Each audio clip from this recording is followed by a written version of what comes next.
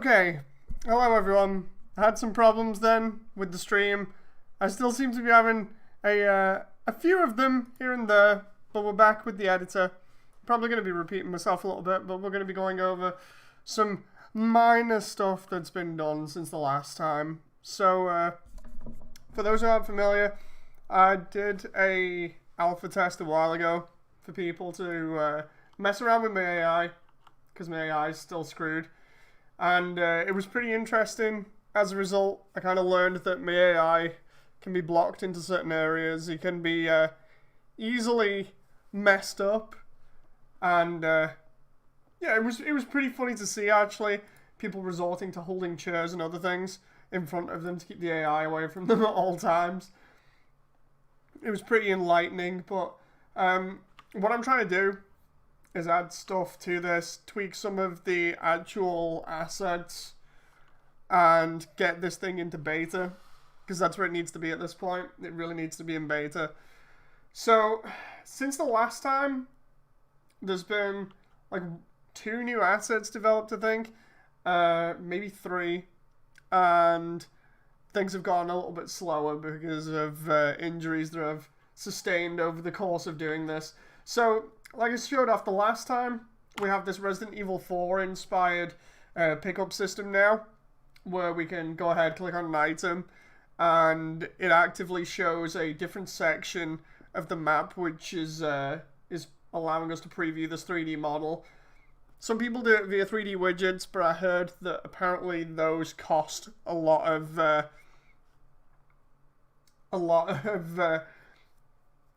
like things to use. So, a lot of, trying to remember the word for it. Basically, they're just costly on you to use. So, instead, what we've got here is this kind of thing where I'm faking that using the dev room. What this is this is an environment that I'm using that's cloned from the main menu. And, basically, whenever I click something, it spawns in there for a short period of time and rotates. Kind of like Resi 4. And then you can either pick up or drop. And because I've clicked yes, the item disappears. And I can now use that in hand. And as before, we've got the HUD that drains over time. The problem I had with this was I wanted to put the batteries in. I didn't want the batteries to be a pickup like this. The batteries being a new asset that I worked on. Instead, I wanted to make them similar to the other pickups. So I had to make them small enough to fit in the model.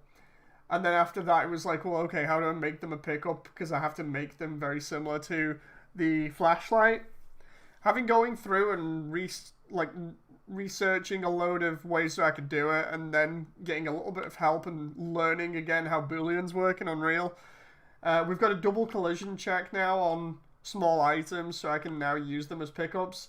So if I walk over to this battery on the table here, hey King. I'll walk over to this battery on the table here, we'll pick it up. As you can see, it's got a similar rotating model here. All this is to get this texture done, all I did was take a battery from real life, take a picture of the top and bottom of it, and then just created a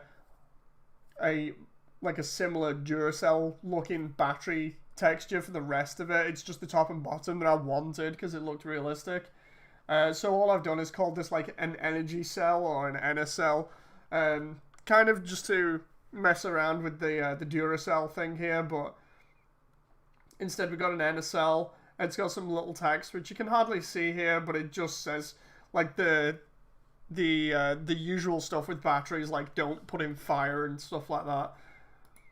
But if we pick that up, we can now see that it works on the torch, the new torch model. So before what was happening was I was putting these down individually and then picking them up, and they'd all just delete each other because I didn't have a double collision check on them. But now I can just go up to them and pick them up, and I thought that was pretty cool because it kind of reminded me a bit of Dino Crisis, because I'm basing this heavily off Dino Crisis with just like little things like the pickup, the 3D pickup thing taken from Resident Evil. Couple of people had problems with the beta, and that they had problems with the way that things work, the grabbing and throwing of objects. I might have to rework that in future, because there's a little error with it at the moment, or a little bug where you can press like left click to pick up like the Half-Life grav gun. It's supposed to be like that. Everything's a little bit sort of weird in the fact that you can sort of spin things around here and then throw them with the right click. That's how it's designed. So it's meant to be like the Half-Life 2 grav gun. The only thing is, like, you can pick it up and throw like that, and it only goes a certain distance. Or if you grab and then just throw and press left click, you can actually throw stuff a lot further. So I need to figure out how to fix that, because otherwise you can just like yeet objects into oblivion. Like I just threw that chair over that wall there, like over the very back. You might have just been able to see it sail over the level wall, whereas instead I'm only meant to be able to throw it, say, like that far. So at the moment I'm having this problem where I can just yeet objects into oblivion, and it causes some issues. It's just like not realistic at all. So I don't know whether to keep it in or what, because it's not meant to be like that. Of course, everything's the same, more or less. Oh, the rest of the assets are kind of the same as they were before. There's the level select still.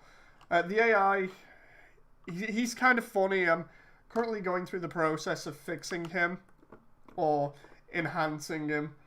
Let's go over here. The only couple of new assets I've got are like a key card and stuff, so I can't really show off the key card yet because it's a work in progress. But the one thing that I did do was I took inspiration from Gran Turismo, because I needed to do vehicles anyway that are going to drive past when you're busy in the facility. So what I was trying to do was replace the car that's out front in the beta test with a car that's very similar to the one that I own. So we pick up the flashlight here, if I can pick it up. Yes, there we go. So if we go over to the car here, what I've done is I might need to change the back face culling on there just for distance, because you're not meant to be able to see underneath it that much. But the car itself looks pretty cool. It's based on Gran Turismo style textures, which are actually pretty simple. So what I did was I looked at the actual car itself and then just drew most of this in Photoshop. The only thing that's actually from the proper car is the headlights and front grille, and then the back of it and the tires, I think. Hang on. Oh crap, that reminds me, I need to get rid of the I need to get rid of the logo on the tires, if anybody can see those. Yeah, you're right, Heavy. But yeah, the back of it, the lights and stuff, the wheels, and specifically the rims and the front are all from the proper photos and stuff, and then everything else is done by me. And in the process of doing this, I actually found like this really cool thing out with texturing and then importing stuff into Unreal. So I'll show this without the lights on here, and we'll just go over this. So the textures themselves, what I did was I did a base layer of grey, then did black lines to go around everything, kind of like they do on Gran Turismo. I did the same with the windows in terms of outlining where they needed to be and the handles and stuff. So everything that was like panel lines here was just solid black on top of like a grey layer. Then for the lines, I just lowered the opacity a bit and like did another layer for the black background on the windows. Then I looked and researched the textures from the original Gran Turismo to get an idea of how they'd done the windows, and used the same color gradient to get the windows looking more or less like they do on Gran Turismo. Which was pretty cool because I actually needed that. It's just a case of using color gradients in Photoshop. And then to get the rest of it, what I did was I did yet again some like brush work to get dark. Like it was basically one of the standard brushes in Photoshop has like a faded edge on it, and what I did was I went across with that first and then changed the opacity down at 3 different levels to get that kind of like slowly dark gradient towards the bottom of the car that you also see on Gran Turismo textures. Like, this was heavily inspired by Gran Turismo. I can't stress that enough because of how good the cars look in that. So when I'd done that, I then painted in this highlight over the top of the door. I studied the textures on those cars so much. But the problem is, when I got to the front of the car here, specifically, because of the way that I'd done it, I'd also split up the textures the same way as they do in Gran Turismo. So when I got to the front of the car, it didn't blend too well. Hey, hey, Exram. Heavy says, is this game also sponsored by Polyphonic Digital? The title doesn't say it's Videogame, says Exram. Oh, God damn it, YouTube.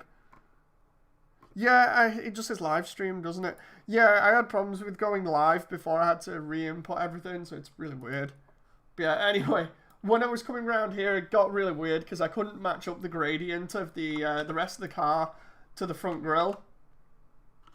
Mainly because of the way that it was UV mapped. So when it got to that, I was trying to fade it in and it was not working. So I ended up having to sort of do less highlights and shading on the front grille, and then kind of erase some of the stuff here to make it blend a little bit easier. It still kind of looks a little bit terrible, but I can kind of get away with it when it's lit. It's not too bad. Like the top of the hood there is looking a bit messed up, but it's nothing that looks absolutely terrible. It actually looks pretty decent. I'm actually pretty happy with it. So I took off all the logos and everything else. And as you can see here, I faked the tires. I found like a brush for doing tire textures for the actual treads. And then, as you can see, I've not done back face culling on the textures here, just because I didn't expect the player to be able to see under them. But now I know they can. You know, that makes it so I'm going to have to deal with that. But yeah, I really did enjoy doing this. It was really cool. I'm going to have to do more in future. I'm going to have like a couple of vans and stuff that drive by at different times and things like that. I don't want to go too much into detail with the vehicles because this alone was really hard to do in low poly for me, primarily just because I'm inexperienced with doing more human looking stuff. Normally I'm doing like hard surface stuff like mechs, so it was a bit awkward. But yeah, I finally did that and it looks pretty cool, so I was happy about that. Is one of them going to crash through a wall, says Heavy? No. But yeah, that was that. I did that. I did the, like I said, the batteries. We can just about see the text on the side here that says, do not dispose of in fire. And then there's like some other little text there that I actually made at like, I think it was 512 by 512 resolution, and now I've dropped it. You can't read it. So just genius. We also have a placeholder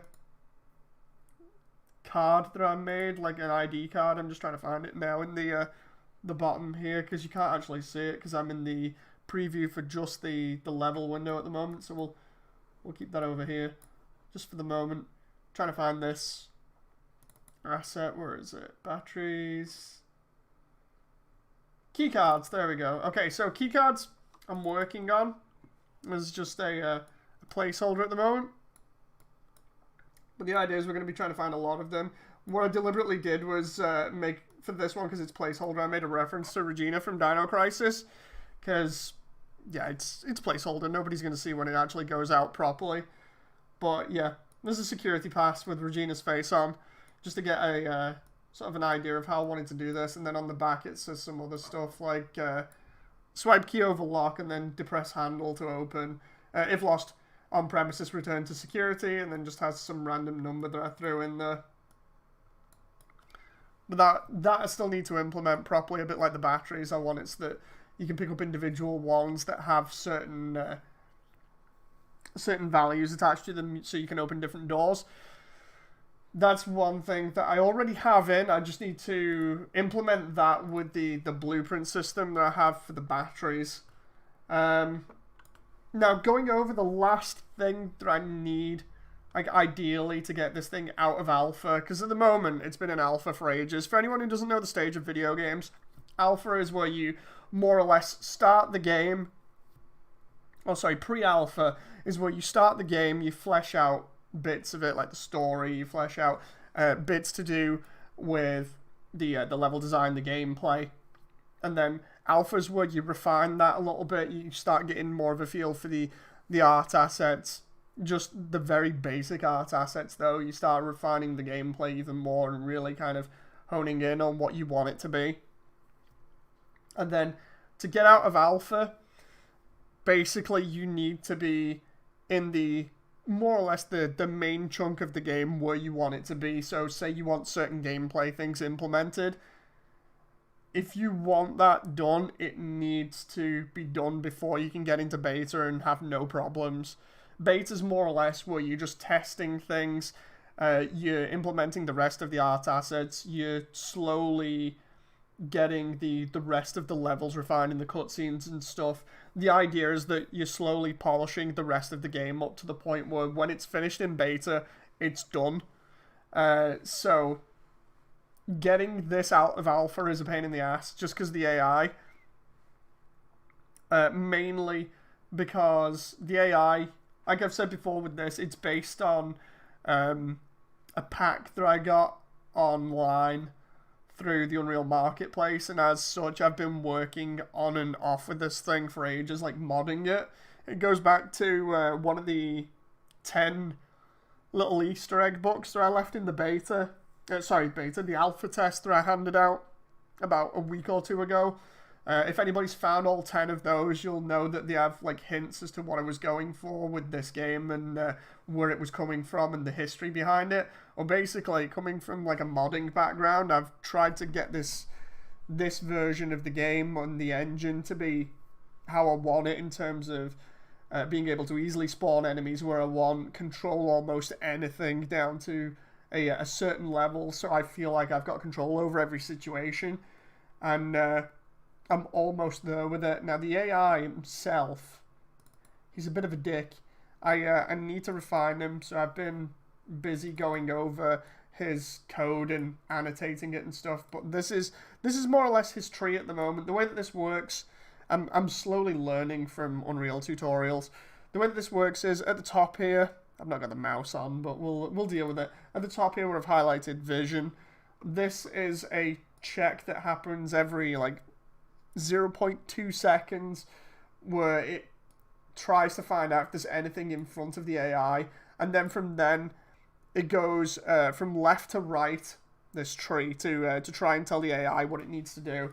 Since the alpha test, I've been changing him up a little bit, but he needs to be better, and I've been trying to figure out ways of making him better. Is that blueprint function says heavy? Kinda.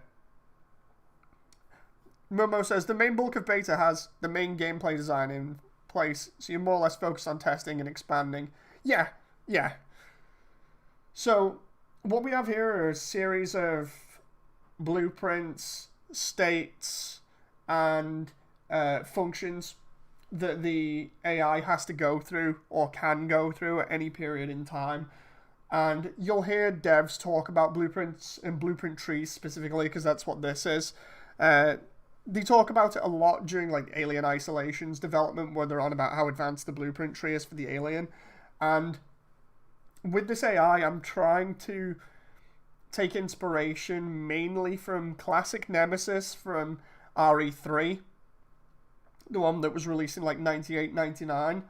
The raptors and dinosaurs from Dino Crisis from the same period of time, and also the Aliens AI and Mr. X from the Resident Evil 2 remake. The idea is that this AI should be able to more or less go wherever it wants, be able to hear you, be able to see certain things and react to them.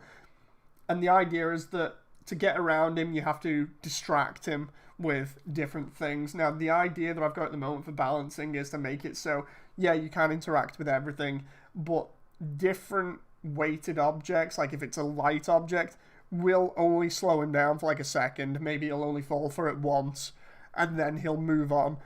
I'm still trying to figure out ways of balancing him, because you can't just turn around and be like, yeah, this guy can do everything, have fun with that, and then spawn in like 20 of them. the idea is that you're supposed to be encountering more than one at a time, so I'm slowly kind of going through these ideas in my head and trying to balance him. But yeah, the idea is that you've got all these objects that you can interact with in the environment, and he should be able to be distracted by quite a lot of them. The idea is that then he should walk around in a random location for a small period of time, kind of looking as though he's searching for you. I've got good YouTube videos that cover it better, but I'll go over that in future. But he should look around the area for a little bit, as if he's looking for something, and then move back to his kind of patrol route of looking around the area. Heavy says, could give each enemy a distinct personality of sorts if the number of enemies isn't too high. Possibly, yeah. But the way that this works, it's kind of simple. You have the task, and then you have the state, then the task underneath. And the idea is, it's like if it's facing something, wait for like 0.3 seconds, then just go to patrol state. When he's patrolling, he navigates to the nearest point, walks at a certain speed, and we can change that if we want. Searching, when he's searching for things. Learn a room. Well, this learn a room task originally came from what I'm modifying, where the enemy AI would find hiding places that were in that original version of the game, and he would look inside those hiding places, be able to tell how many places were in a room that you could hide in, and he'd go around and look inside every single one of them and then move on. That was pretty cool, but I don't have that in my game, so I'm not sure whether I should get rid of that or not yet. Again, learn the room here is another sequence where I don't think I need it. Like I've said, that's kind of the same thing of just learning a room, going to the nearest point to investigate it, and then moving on. Suspicion, this one's a long one because I messed around with it. This is when I was trying to experiment, and suspicion is the one that's caused the problems with the AI in the alpha. The AI in the alpha has a problem of just kind of ignoring the player after a certain amount of time. And I think it's because of what I did here, because I've taken out the one of the tasks here that I messed around with. But the idea is that when I was trying to go over the basic logic of it, when the AI is suspicious, he waits for 0.5 of a second, changes his run speed, and then waits for 5 seconds, searches around, changes his walk speed again, waits for another 10 seconds, and then goes on patrol. The idea is he's supposed to be kind of emulating this whole motion that I want, where he hangs around a certain area for a while when he's suspicious, looks around to try and find you, and then walks off. But I've not got that right, because in one of the other versions, he works a lot better. Obviously, when hostile, he just moves towards you and tries to get you as much as he can there. So the thing is, now that I've gone through all of this, I need to go through some tutorials again and figure out how this should be. Look back at the original code and try and make him better and smarter, because he should be able to remember where your last location was and go investigate that. He should, when he hears a certain noise of a certain volume at any location, he should home in on that location, stop for a moment, maybe go to a random point in the close proximity to where he's heard that noise for a moment, just to look as if he's looking around, and then he should move on again. So it's just a couple of other little things that I need to tweak with him. Not too much. Hopefully, I don't want to recode him entirely,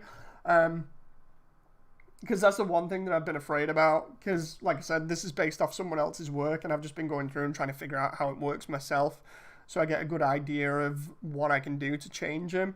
I don't want to just go through and code it again, because there's so many different tutorials online that tell you different ways of coding, and I don't know what would be the best way to do it. And the person that's been helping me throughout all of this with just little things like understanding how Booleans work and things like that, they, from what I understand, haven't touched AI too much. So I don't want to ruin him, but at the same time, I do want him to be smarter. It's kind of awkward. So I'm in this situation where if I can make the AI smarter and make him do exactly what I want, then I'm more or less out of alpha and I'm into beta. That's all I need, is him to work how I want. So I might have to go through like a checklist style thing and try ticking off what I actually need, and then work on those specific areas and try and hone in on how he works, and try and get him to how I want him. Because I did that with some of the stuff to do with like picking up objects and having 3D previews for them. Like if I go back and click play here for a moment just to show you and give you an idea. For doing something like that and then clicking pick up and stuff, because of the many other ways people have done it in Unreal and said it's too high on resources or whatever, or it takes too much resources to do that. I had so many tutorials to pick from and decide on, you know, what I could do, what I couldn't do, that I wasn't sure what was the right one and what wasn't. So I ended up just taking a notepad and writing down the logic of it, which was something like, okay, I need this to be picked up. I'm going to need this in a 3D space where it can be previewed, and I'm going to need a UI layout over the top. How does this all work together? And I drew it up as if it was like a plan. And then I went through each part of the plan and implemented it. And it was actually pretty cool. I've not done that too often with this project. I've not needed to really, but it was a cool way of going through my problems and finding out the solution. Because it was just a straightforward line, more or less, that I was able to follow. And then when I'd hit like a roadblock, I'd be like, okay, so at least now I know what I'm missing here, and then go ahead and ask the right questions as to, you know, like what I would need to improve certain things I was working on. So I'm getting there. I'm happy with it at the moment. It just needs to be that little bit better. And then once that's done, then I'm good. Anyway, I'm going to stop this here. It's probably a lot of ranting for you guys. I don't know whether you like seeing these behind the scenes or not. I don't do so much in terms of the messing around and streaming me coding or whatever, primarily because honestly, I don't know half the time what I'm doing in this. It's kind of me just picking at bits of code and messing around with it. It takes like hours at sometimes. So it's one of those things where I don't feel like streaming those bits just because it goes on forever. Anyway, I hope you've enjoyed. I'll see you on the next one. Hopefully I'll have more done by then. So yeah, until next time, bye!